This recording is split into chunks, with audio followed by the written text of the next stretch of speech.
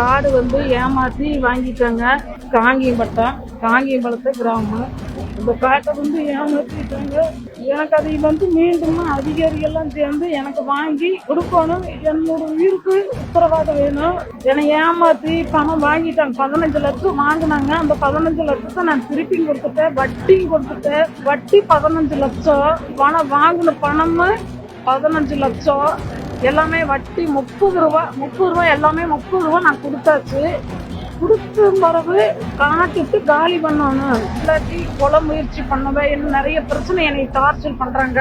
மொத்தமா 30 லட்சத்தை கொடுத்து ஏமாந்து போய் நிக்கிறேன். ஒரே ஒரு பிள்ளைய வச்சுட்டு கஷ்டத்துல வாழ்ந்துகிட்டு இருக்கேன். என்ன ரொம்ப டார்ச்சர் பண்றாங்க. என்னால முடியல அப்படின்னு சொல்லிட்டு திருப்பூர் மாவட்டம் காங்கேயத்தை சேர்ந்த லட்சுமி அப்படின்றவங்க வீட்டு கஷ்டத்துக்காக அருணாச்சலம் அப்படின்றவங்க கிட்ட தன்னோட நிலத்தை அடகு வச்சு 15 லட்சம் ரூபாய் கடன் வாங்கினதா சொல்லப்படுது. அதுக்கு வட்டியும் அசலும் முறையா கட்டிட்டு வந்த நேரத்திலயும் இப்ப கொஞ்ச நாட்களா அவங்க அடகு வச்ச அந்த நிலத்தை கடன் கொடுத்தவங்களே அபகரிச்சுக்கிட்டதாகவும், எழுத படிக்க தெரியாத இவங்க கிட்ட ஆவணத்துல கைரேகைய வாங்கிக்கிட்டு இப்படி ஏமாற்றுவதாகவும், எங்களோட சொத்து எங்களுக்கு வேணும் அப்படின்னு கண்ணீர் வழ்க அந்த பெண்மணி கோரிக்கை வச்சிருக்காங்க.